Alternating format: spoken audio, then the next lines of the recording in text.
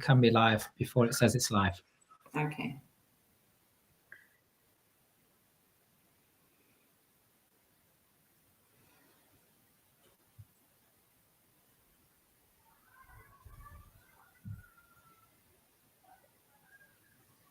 Just thinking about it. I'm just going to try and look for that link. Oh, here we go. We are live. We're all live already on Facebook. We're on Facebook. We're on YouTube. We're on LinkedIn. We're on Instagram. So thank you for being here for the Business of Property Entrepreneur podcast. We have an amazing guest today, Katie Mackin, as you can see. It's gonna be a super awesome episode.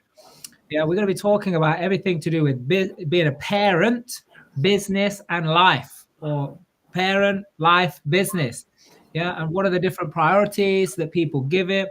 And what are the stereotypes? This is one of the key things that's causing a lot of people a lot of mental challenges. We could even say mental health issues as well in this day and age with all the social pressures. Yeah, so we got some very special gifts and an awesome announcement. Hear it first. No one else on the planet knows, except probably 2 or 3 people, and announcements that we're going to be giving you by the end of this podcast as well. So please do give us a comment. Let us know who you are, where you are. Put hashtag live if you're watching it live. If you're watching on the replay, put hashtag replay, whatever platform you're watching on. Reason being, if there is any questions that you ask and you put hashtag replay, we'll make sure we come back here later to get your questions answered.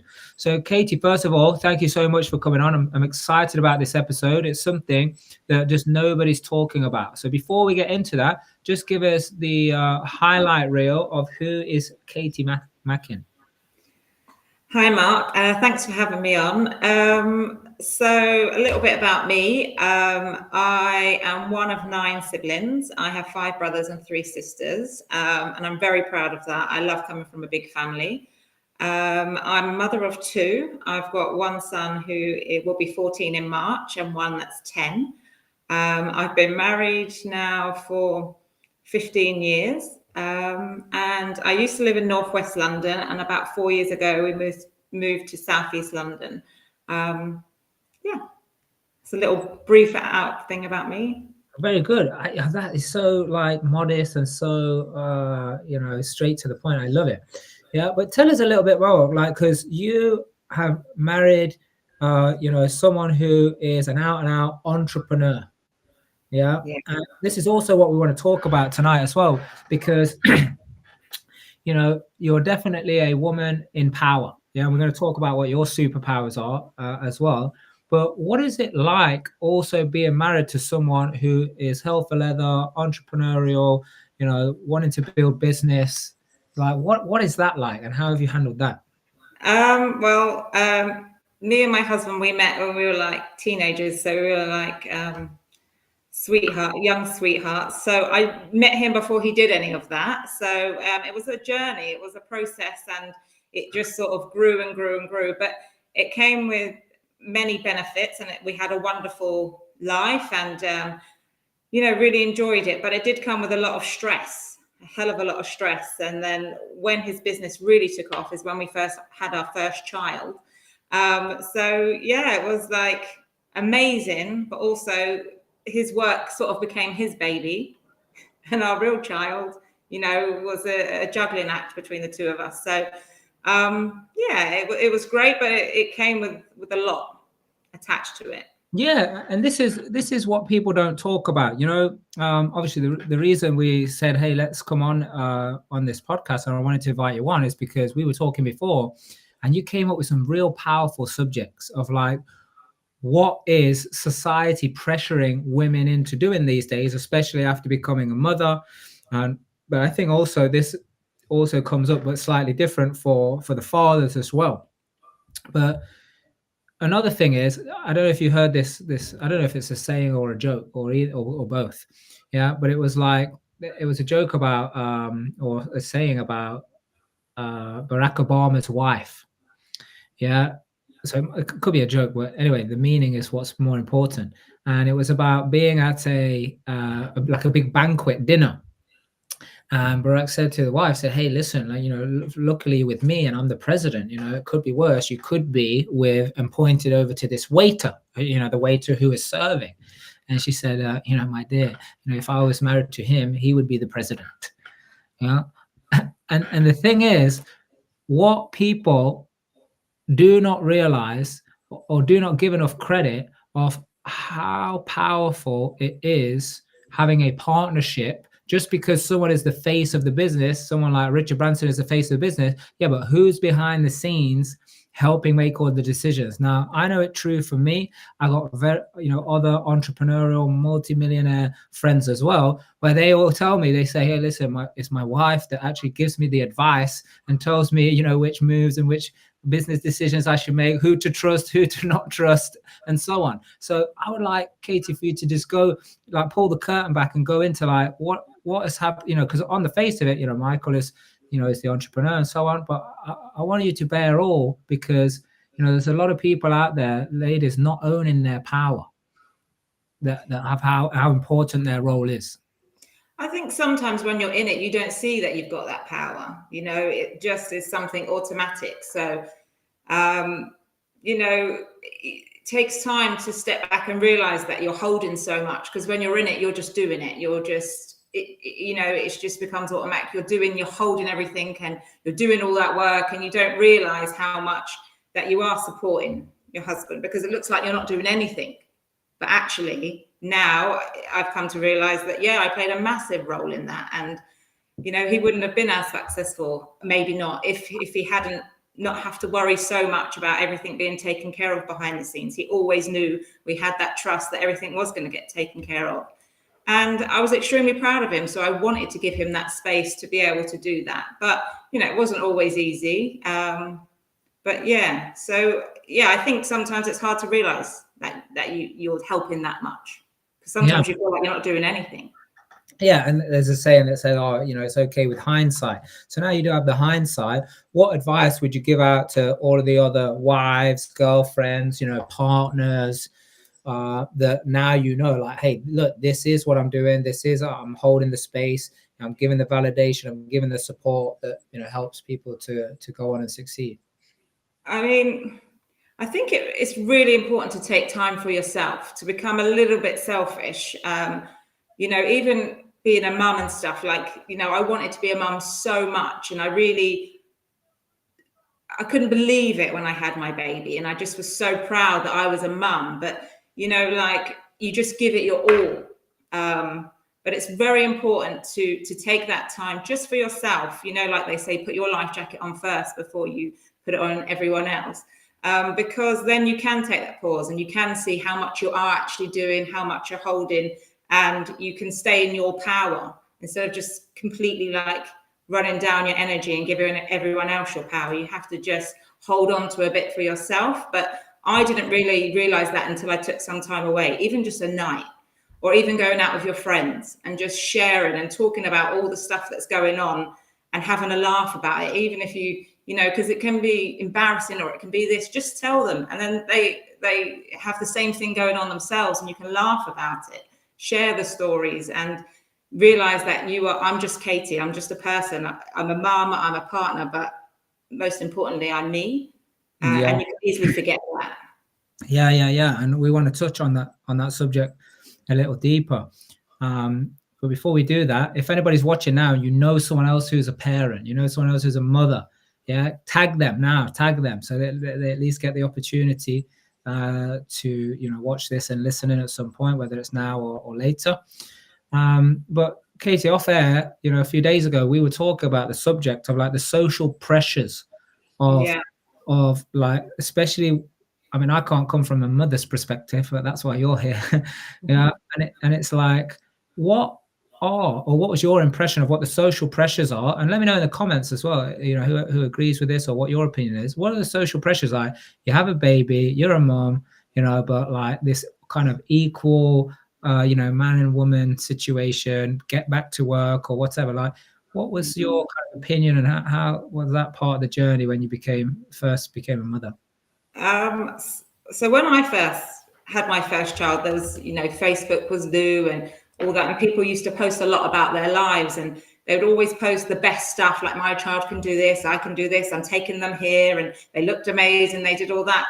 And I just found that was quite a lot of pressure in itself, because I was thinking, you know, I was like breastfeeding, I was doing this, and sometimes I didn't even get dressed because you just didn't have time. You know, you wanted to give your child that attention. And my child used to cry a lot if you put it down. So I didn't want to put him down. You know, I was quite happy to just have him on me and get on with my work. But people would tell me, I'm making a rod for my own back. That's a really bad thing to do as a mother. You're going to spoil him. You know, you need to give boundaries. You need to do the naughty step. You need to do all that. And I just never wanted to do any of that. It just didn't feel natural for me. But then when I would say, oh, I'm not going to try that, they were like, look down their nose sort of thing. And then if you weren't getting back to work, I felt a lot of pressure. If you just said you were a stay-at-home mum, people had like a, I don't know if it was just me, but that's how I felt, that people didn't think it was as good. But I was in a place where I could do that. So why wouldn't I? You know, that was my favorite place to be. I just had an idea. I did feel like it was looked down upon, really. Yeah, and that's really interesting you say that, because I just had an idea. I don't know, I don't watch a lot of TV, so maybe there is already a TV show. But if not, I think definitely we should do it, where this whole stay-at-home, you know, mum thing, and say, oh, you know, you're just a stay-at-home mum. I think like anybody who says that, it's never done it.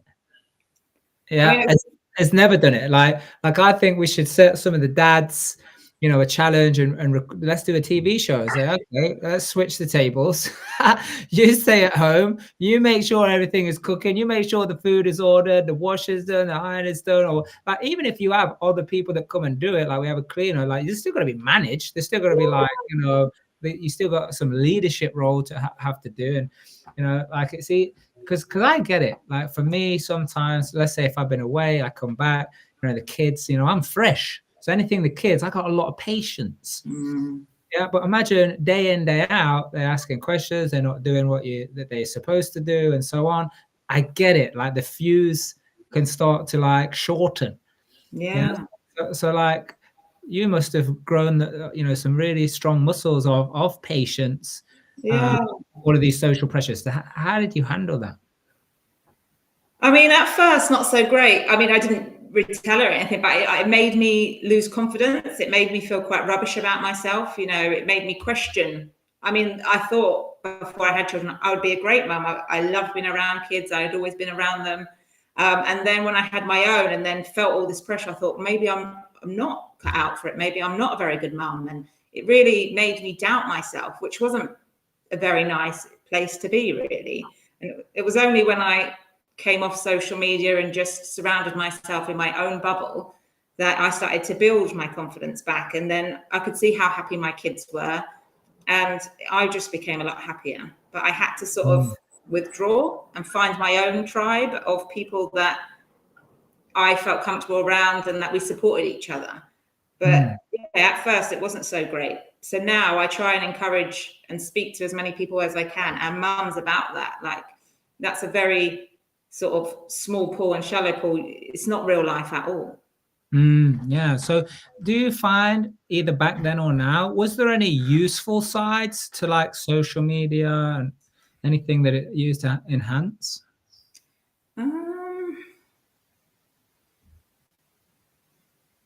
I'm sure there was. I didn't really, you know, there was some groups actually that was like mums tips and stuff. So they would give you tips about places to go or different things that they found useful. And that was, or selling things. But other than that, no, I kind of avoided it. I kind of wanted to do it my own way. Yeah, the reason I ask is because obviously there's many useful things that, you know, the internet and like say groups and so on. But I have seen it many times where people, they remove themselves because they're just like, it's too much. It's overwhelming. I don't like it. Yeah. And it is easy to get stuck on the whole scrolling, you know, like the never ending scroll. I mean, I remember when Facebook first came out and you used to scroll a few times and then all of a sudden it was the end. Yeah. But now there is no end. You know, every time it refreshes, it's like, oh my God, here we go. Like we could just scroll forever. Yeah. And don't get me wrong. Sometimes I do it just to like, I don't know, you know, have that binge. Yeah. But do you think if you had your time again, you know, with like the good uses that it can have, but also because I know you're very passionate about you wanting to help we're going to touch on that as well. You want to help people, you know, break through these stereotypes and get past, you know, all of these mental barriers, you know, and call, basically it's also like distress, isn't it? It can cause distress. Definitely. If you had your time again, do you think you'd be able to like coexist with the useful side of social media and still, you know, live, you know, great life with being self-confident? If I was who I am now, then yes. But I mean, I was like 25 when I had my first. I was pretty young, and yeah, I mean, you only know what you know at the time. I didn't know a lot, but now I feel like I've got more boundaries, and yeah, I'm more confident in myself, and yeah, I mean, once you see your children happy and achieving and being confident and who you want them to be, then you're fine. But at first, I mean, you know, every parent is different, and that's what I love. No one really says that. They try and say it's like one size fits all, but they can't. It's not possible to be one size fits all. Every child is so different.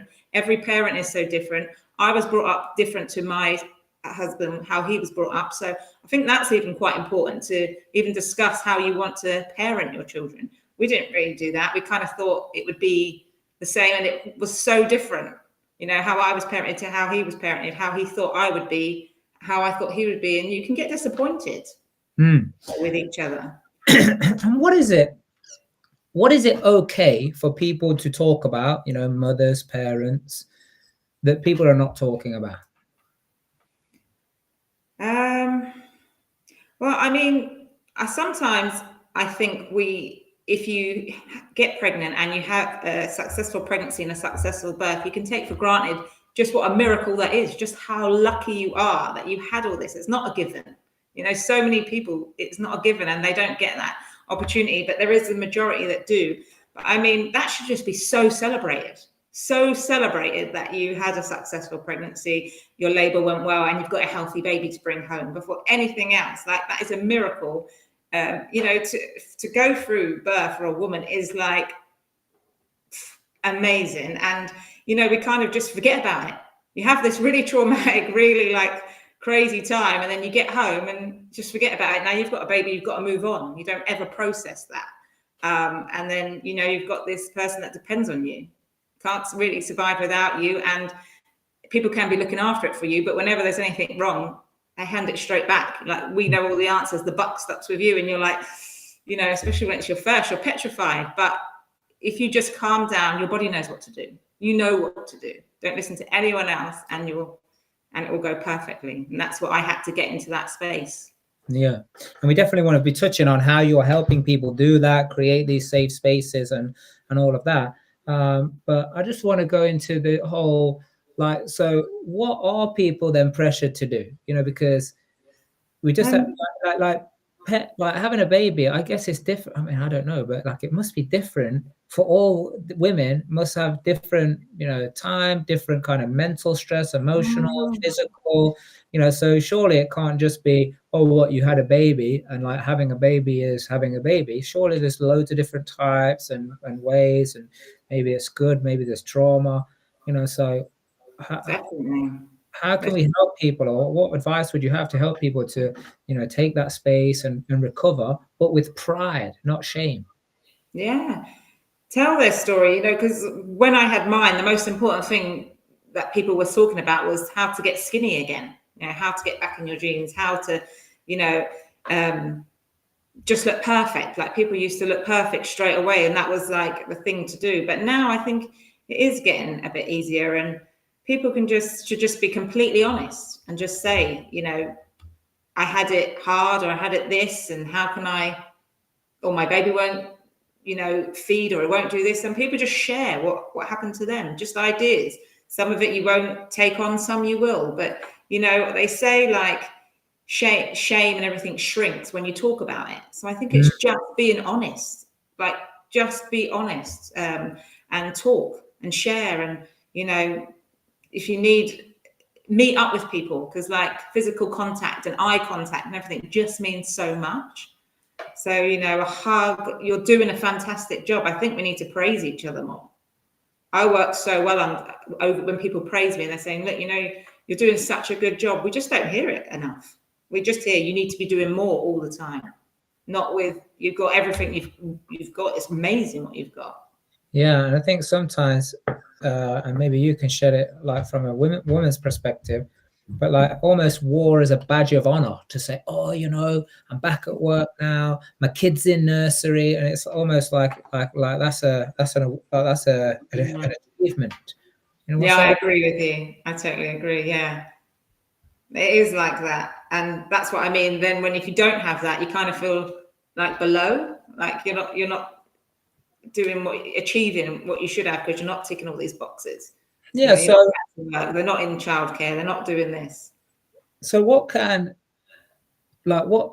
role does the man play, or what, like men listening to this, because you know we've got like loads of business and property entrepreneurs who watch this channel and tune in. You know, what can men do to really support their wife or their girlfriends in this situation? I think be present with them, you know, have the communication, ask what can they do to help, you know. And I mean, some women, they want to be able to do it all, so they might not say anything, you know. And I'm a little bit guilty of it. I'll be in a mood, or I'll have all this, and I'll just expect Michael to know how I'm feeling, but I won't actually tell him. And then I'll get annoyed that he's not helping or he's not this. So, you know, just be patient and just try and read the signals, but ask them, try and talk to them, say, how can I help you? What can I do? You know, or even just say, I'm going to take the baby out or something. Just give them 5-10 minutes on their own.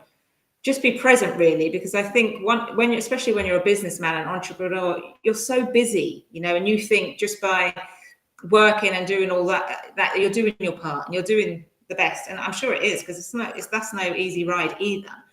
But when you have this baby, you really need to feel like a team, because it can feel very lonely. And I suppose from the man's point of view, he can feel left out too.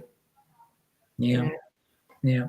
So what would your advice be then in terms of like, you know, because from a man's point of view, they might say like, yeah, well, I've got to achieve, I've got to win, I've got to do business, I've got to make money, or whatever it is.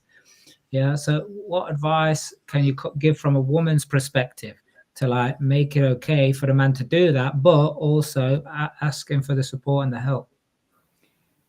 I mean, for me personally, there was nothing more sort of more rewarding than when they would just come and say, right, this half an hour or this hour, the phone's off, everything's off, it's just us. What do you want to do? You know, just really have that. Everything else comes second. This is what comes first, to really let them know that you're supported, we're together, we're a unit, and everything else comes second, but the family comes first. I think that's really, really important. That is super powerful. Yeah. So what do you think are some of the things that's you know, like, because I want to touch on now like how you're helping people. Yeah. So what are some of the kind of routines or, you know, structures that women can set themselves, you know, especially as new parents, or even, you know, like it doesn't have to be just new parents, you know, it could be obviously now further down the line, your child's, you know, at school or whatever. What routines, what structures would you think, if you had the magic wand to, you know, go back in time and say, look, man, if I set this, you know, that would have, you know, really set me up well? Well, that's quite a tough one, really. But I mean, life is so busy and so fast paced. There's just so much going on. And when your kids get older as well, they've got like things after school, they've got this, and your life can really be taken over. And I just realized sometimes we don't have enough fun, you know, even if it's just laughing, taking them at dancing, being silly. I realize sometimes when I have a really good laugh and have a lot of fun, it can just really do a lot of healing. So I just would recommend people to just sort of have a bit of fun, you know, whatever that means to them, whatever is fun to them, but have more fun, because life can just be too serious and too busy. And we just, you know, our inner child is craving this fun, you know. So whatever that is for you, I would recommend that. I went on holiday with my sisters, which is very rare. And we went away for like a week for our birthdays. And we just had so much fun, and we just laughed so much. And I've come back like a new person. It just really filled, that recharged my batteries, really filled my cup up. And I'm so grateful for everything I have.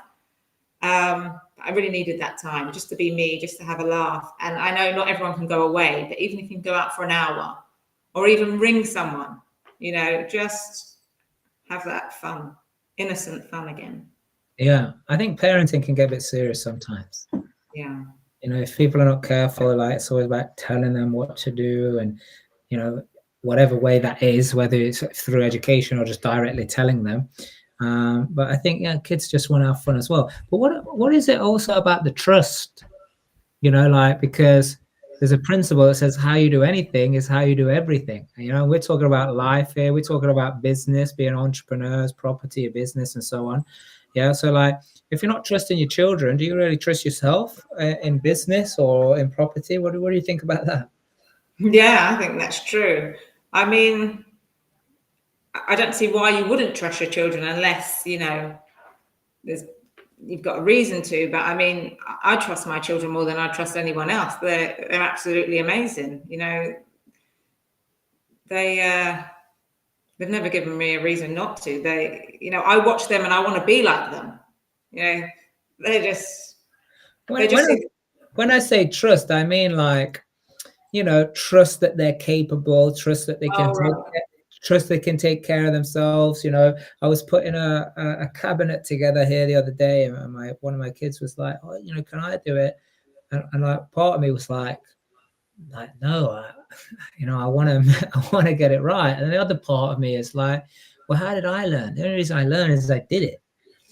Yeah. So then I was like, okay, yeah, let me start it off for you. I'll put the screw in and you can finish it off. And yeah, so like, but if we're not trusting there, how do we build a team? How do we build a business? How do we hire people if we're not going to say, like, leave them to it to make mistakes and get it wrong?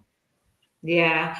I mean, you know, some of that is like trauma that we've been through in our lives, isn't it? You know, it's not really them. It's maybe we've been told or things have gone wrong if you haven't done it yourself, or we've been told, no, they can't do it. They'll only mess it up, or it will take it longer. So it's programming from us, really. It's nothing to do with them, isn't it? You know, and it's really taking a look at ourselves and seeing if there's anything we can do to do work on ourselves, release some of that programming, release some of that trauma that maybe was passed on to us when we were kids. Good. So let's talk about that, because I know you have embarked on this journey of doing breath work and doing workshops and one-to-one work as well, and you're really helping people, you know, do just that. So tell us a little bit about that and how you create these spaces and what people can, you know, what people have experienced. Yeah. So I think, like, when I started having my children, like I said, and having that doubt of, was I doing it right? Am I good enough? And all that, it came to a point where I just kind of lost myself. You know, I didn't really know who I was anymore. So I kind of went on a journey of self-discovery, and I went on some trauma release programs, and it was like opening a can of worms, and then loads of stuff was coming up, but it was amazing and it was really good, painful, but good. And I realized how much it helped me, how much it helped my marriage, me be a better mom, everything. So I wanted to share that as much as I could. And when I do share it, I get so much joy out of seeing how much it helps other people. And then Michael and I, we went on we did breath work, and then we trained to be breathwork facilitators. And I just love that because it's such a simple way of helping people. You know, they feel amazing afterwards, but also it just resets everything within their body. And then afterwards, I love how open it makes people to talk. So I love to do like sharing circles afterwards, and here people just open up. You know, it opens up this trust when you've taken them deep.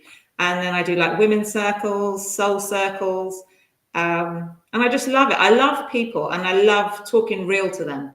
You know, just letting it go wherever they want it to go, and just see what comes up. So many people just want to be listened to. You know, they just want to be seen, and I love it. It's like stories, and I love stories. So it's like listening to their story. Yeah. And what's the difference in terms of how open someone is before the breath work and kind of the journey and so on, and after? Like how much of an effect, because people like breathing. Yeah, I do it all the time. But like for those people that are not quite sure about it, what is the difference before and after? Like what can happen? I mean, some people before are, but it's kind of like they're guarded, because you have to, not have to be, but a lot of people are, because there's so much judgment. People just feel so judged about everything. And then when they do the breath work, they kind of forget themselves. They kind of just drop into the body. They're not so much into their mind. They drop into their body and they feel, they feel what's going on. They feel how they are. And then afterwards, they can't help but talk. Well, not always, but like it just kind of comes out, because there's the judgment's kind of gone. So I think that's the most thing. We're so in our head, and we have to be, and it's wonderful to have that, but can be so out of balance, that we're not being human beings, we're just human doers, and we need to drop into our body and check in, see how you're doing. So what do you think, like is out there in society that's causing that? Like what are the things that are causing the, being locked up, and like you could call it like emotionally or mentally constipated, versus what's out there to actually help release that stuff? I mean, I think there's an information overload. Well, there's an overload of everything, but there's a thirst for knowledge, and people they just fill themselves so much with all this knowledge of everything, and then they just burst into tell it all, that they just stop feeling. They just want to tell you everything. Whether you want to hear it or not, they just have this urge. They just have to tell you everything, and you're like, okay, that's amazing, all that, but how are you doing? They're not really telling you any of that. They're just telling you all this information they've learned. Yeah. What do you think about this? And it really struck me years ago. It's my first or second software business, but we had a big open plan office, right? And so like, when people are walking by each other and talking, basically you can hear, right? And I remember someone walked in and they said, "Hey, how you doing?" And someone went, "Yeah, not too bad, thanks. How are you?" And they went, "Yeah, not too bad, thank you. How are you?" And I just thought, that's when it really, like, I always thought that question was a bit like, you're asking, but you're not asking. No, it's just what you say. You're just saying it. But then when the person repeated it twice, I thought, like how automatic you are on. You forgot you already asked that question. So you're not asking, you're just on automatic. So what is it what is it that happened, Katie, and how can people break out of this? I mean, people are so busy and so consumed. I think they don't mean to. They don't mean to, but they just go into autopilot, don't they? And then words just come out. It's like, you can say, how you doing? What do you do for a living? Weather. It's just very automatic sentence starters, and they don't really care about the answer. They're just being polite. But I think, I love to just look at someone, look in their eyes, and just, really try to have that connection. And I feel that it does make such a difference, because they can feel that you actually do care. So I think it's just taking that time, even if it's just like when I walk my dogs, the amount of people you meet, and you're just giving them that few minutes, but you do have a genuine connection. It isn't just, how are you? Yeah, good. And I try and teach my children never to say that, how are you? Try and teach them many different words, and you kind of throw people. They're not expecting you to say that. Oh, it does. Yeah. And I don't know what it's down in London, but like up here, sometimes you walk by and you give someone eye contact, and you just say hello, or hi, and it's like sometimes they don't even speak back to you. Now, here's a funny thing, and I have tested it before. I spent a lot of my life when I was not very well off, or didn't have many things, and I was trying to always look like I was. But then as time went on, I realized, hey, I'll just be me, whatever it is. I walk around in a freaking hoodie and pick them up in jogging bottoms from the wherever I'm doing or whatever I'm doing. And I've noticed that when I'm dressed like this, especially with this hair as well, all of this, versus if I'm wearing a shirt and a tie especially if I put a jacket on as well. You know, like people treat me, I'm the same person, yeah, but they treat me different. And you were talking about judgment before. So again, like what can we do as a society to, you know, help shed these shackles? Because it's restriction, right? Yeah, I mean, I think it is just talking more, saying these sort of things, you know, being honest and just saying this. I get, you know, people look at me differently when I wear this sort of thing. So then that will be in people's mind, you know, just getting the word out there. Because I realized the younger generation that are coming through don't care about this so much. You know, it's already filtered into them that, you know, I went out on a night out and usually, you know, you have to get dressed up. You wouldn't even have been allowed in a place without certain criteria. Now it's not so bad. Like they're all wearing trainers. They're all doing this. There's no sort of, everyone kind of look like carbon copies of each other, really. But now, not so much, you know, people are dressing how they like and it's being more acceptable. That is so right. That is so right. I can remember when I was young. I think it was before I was it was before I was 20. I remember that whole thing. If you had trainers, yeah, you couldn't get in. The funniest thing is I couldn't even afford any shoes. Yeah, so I remember when they told me, yeah, I had these black socks on. Yeah, so I took my socks off, put my shoes back on, and put the socks over the trainers. Yeah. Did it work? It did work. Well done. It did work. Yeah, because obviously they did, like the eye-catching thing would have been like the white on the trainers and so on, because it was black. Yeah. So that's it. Yeah. But here's the thing.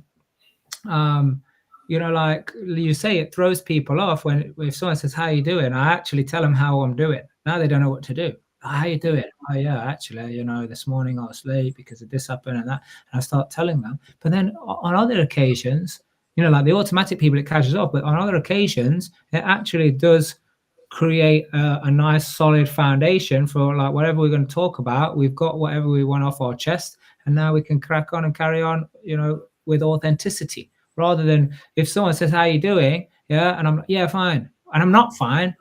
Like I'm lying to them. But most importantly, I'm lying to myself. Like I'm not fine, you know. So again, what do you think, Katie, about society of like, hey, like you have to be okay all the time, no matter what's going on. You have to be okay.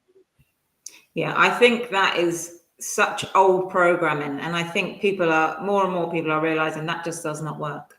It just does not work. You know, you can only be fine for so long, and then the cracks are going to appear, and you're going to have like a breakdown. You know, it's not working, and it's really, really dangerous to keep on saying that you're fine all the time.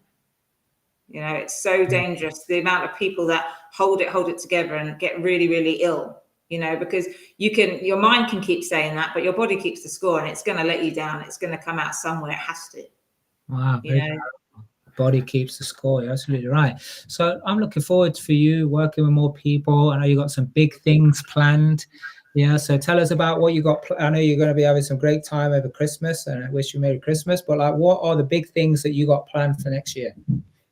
So we're going to be doing our breathwork classes, our one-to-one, and we're going to do more online. But for the last couple of months, I've been thinking about doing podcasts or Facebook Lives and, you know, just having people on or just talking about my life a bit, just to share it with people. So then people that it resonates with, it might help. And then get some people on just to share some life stories. And I've got like some beautiful friends who are nutritionists who I've learned so much from, that have benefited my life, just knowing these really simple things that add to your life and just make you feel so much better. So just having chats with them, and I've been thinking about it, and then it's quite nerve-wracking. I'm not really a social media person, and I'm going to be quite vulnerable. But then I told you, and you were like, no, just try it. So I'm going to try it. So I'm going to start doing like a podcast from January. So when is the first episode? When? I think about the 8th of January. The 8th of January, 2025. Yeah. Episode number 001. Yeah. Brilliant. And look, everything we've just been talking about here, you know, let us know in the comments. Has this been, you know, refreshing to actually talk about the stuff that people are not really talking about? Is it refreshing that it's okay to be not okay? You know, because the quicker we admit we're not okay, funnily enough, the quicker we get back to okay. Yeah. What I've experienced, so that's why I really wanted to bring you on and talk about the subject, Katie, because I think more people need to hear about this. So I wish you the absolute success with your new podcast starting next year, all the breath work as well. I'm sure we're going to hear more. So where can people find you? How can they connect? Do you have your profile? Yeah, so on my Facebook page, just with my name, we're on Instagram, and then we do sound healing and breath work, and that's under Emerald River Wellness. So I'll put it in the chat. Yeah, let's do that. Emerald River Wellness. Yeah. So why don't you tag some people on here? Let us know in the comments what you've thought, what you've taken away, and let's test you. Like people watching it live, put hashtag live. People watching it on replay, put hashtag replay, and let us know. Yeah, let us know what is it that you think people need to talk more about. And for those people that are going to be wanting some, by the way, we got some free goodies we're going to give away, Katie. Yeah, some free goodies, one-on-one coaching. There's a 2 Michelin star restaurant up for grabs, many online training programs, some goodies, my book, all of this stuff. Yeah, so we're going to put that in there for people as well.